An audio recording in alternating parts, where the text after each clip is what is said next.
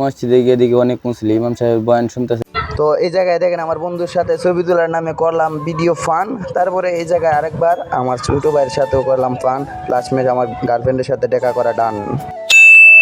আসসালামু আলাইকুম গাইস, কি অবস্থা সবার? আলহামদুলিল্লাহ, আপনাদের দোয়ায় আমি অনেক ভালো আছি। তো আপনার ভালো আছেন কিনা বলে যাবেন। তো দেখতে পাচ্ছ আমার ছোট ভাই আর আমি মিলে রওনা দিয়ে দিলাম মসজিদের উদ্দেশ্যে। তো আজকে যেহেতু শুক্রবার নামাজ যেতে হবে, তাই আমি আর আমার ছোট ভাইকে নিয়ে রওনা দিয়ে দিলাম মসজিদের উদ্দেশ্যে। তো মসজিদে যাওয়ার পথে আমরা দুই ভাই গপ করতে করতে চলে যাইতেছি মসজিদে। তো তারপরে দেখতেছেন আমার ছোট ভাই আমার আগে চলে যেতেছে। এই যে দেখতেছেন আমার ছোট ভাইয়ের নাম রতন খান, 23 নম্বর জার্সি লাগাইছে, নিচে দিয়ে সৌজন্য বড় ভাই লেখছে।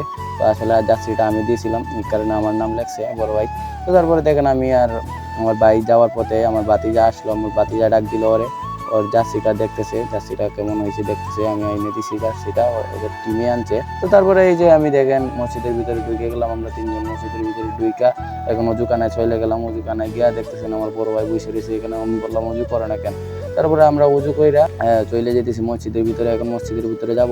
তো যাওয়ার পথেই দেখতেছেন আমার বন্ধুর সাথে হয়ে গেল দেখা। তো তারপর ওর সাথে কত কথা বইলে আমি চলে গেলাম আবার মসজিদের উদ্দেশ্যে। মসজিদের ভিতরে ঢুকে গেলাম।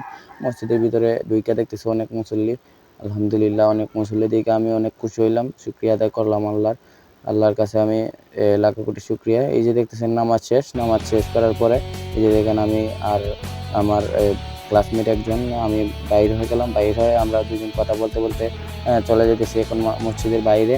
তো মসজিদের বাইরে চলে আসলাম।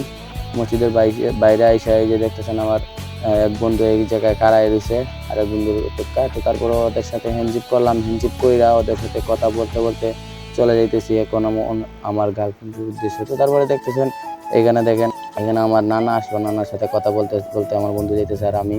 তারপরে এখানে আমার আরেক বন্ধু আসলো, আমার বন্ধুর সাথে হয়ে গেল দেখা। তারপরে ওর সাথে কিছুক্ষণ ছবি তোলার নামে ভিডিও করে ফেললাম, ওর সাথে ফান ভিডিও করছি কত সময়। তো তারপরে দেখেন আমি রওনা দিয়ে দিলাম আমার গার্লফ্রেন্ডের উদ্দেশ্যে। তো তারপরে দেখেন এখন আসলে আপনাদেরকে আমি দেখাইবো। এই যে দেখেন আমার ক্লাসমেটরা আসছে। তো ক্লাসমেটরা আসছে, ওদের সাথে কথা বলে আমি চলে যেতেছি আমার যে কাজে যাব। আপনারা তো অবশ্যই বুঝে গেছেন কি কারণে যাইতেছি। তারপর ওয়েদারটা দেখতেছেন আপনারা, ওয়েদারটা অনেক সুন্দর ওয়েদার।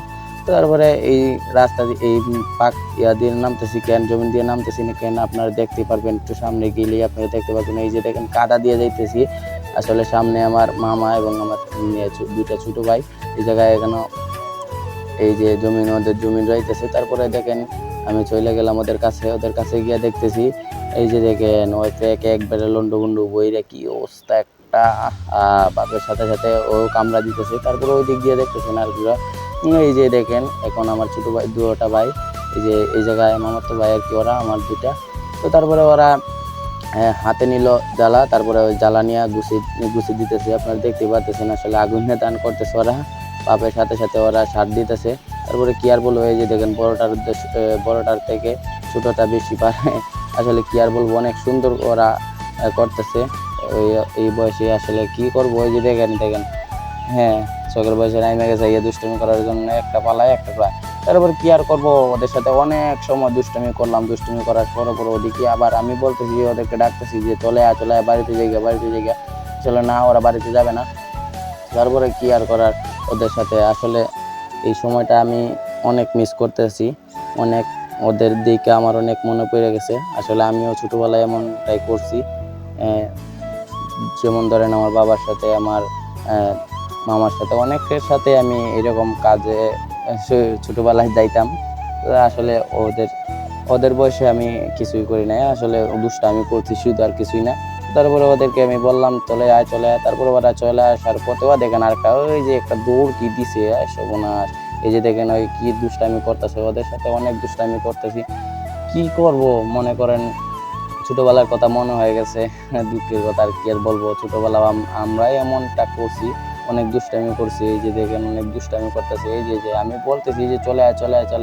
তারপরে ওই যে দেখেন এই পানির মধ্যে ওরা কি করতেছে। তারপরে কি আর করার, এই যে দেখেন যাই করুক, আমি পরে গেছিলাম একটুর জন্য। তারপরে এখানে পাও দিতেছি, পাও দেওয়ার পরে আপনারা দেখতে পাচ্ছেন এই যে এই জায়গায় আমি পাও দিতে গেছিলাম। পাও দিতে গিয়ে আমার কি হয়, এই যে দেখেন আমি পড়ে গেছিলাম একটুর জন্য।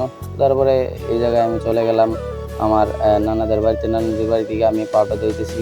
পাউডার ধুয়ে এখনও তাদের ঘরে যাব। তো এই যে দেখেন আমি ঘরে চলে গেলাম। তো এই যে দেখেন আমি গেট ধাক্কা দিয়ে ঘরে ঢুকবো, এর মধ্যে দিকে ঘর লাগাই। আসলে আমার নানু গেছেন গোসল করা, তো তারপরে উনি আসলে আমি অপেক্ষা করবো, কিছুক্ষণ অপেক্ষা করলাম নানুর জন্য। এই যে দেখেন আমি অপেক্ষা করতেছি, অপেক্ষা করার পর দিকে আমার ছোটো ভাই আসলো, আমার ছোটো ভাইয়ের সাথে কথা বলে। তো তারপরে এখানে আমার নানু আসলো, নানু এসে আমাকে খাবার দিল, আমি খাইলাম। তারপরে খাওয়া দাওয়া শেষ করে চলে আসলাম। আসলে গার্লফ্রেন্ড টার্লফ্রেন্ড এগুলা কিছুই না, আসলে এগুলা বুয়া বলছি। আসলে আমার নানুকে আমি গার্লফ্রেন্ড বানাইছি। আসলে আমার দাদা দাদি বেঁচে নাই, তাই প্রত্যেক শুক্রবারে আমার নানুকে দেখার জন্য আমি নানুদের বাড়িতে যাই। দাদা দাদির আদর কেমন হয় আমি জানি নাই, এই কারণে আমার নানা নানির আদর পাওয়ার জন্য আমি চলে যাই নানাদের বাড়িতে।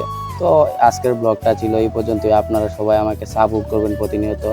তো দেখা হচ্ছে পরের এক ভিডিওতে, পরবর্তী ব্লগে। তো সবাই ভালো থাকবেন, সুস্থ থাকবেন। আল্লাহ হাফেজ।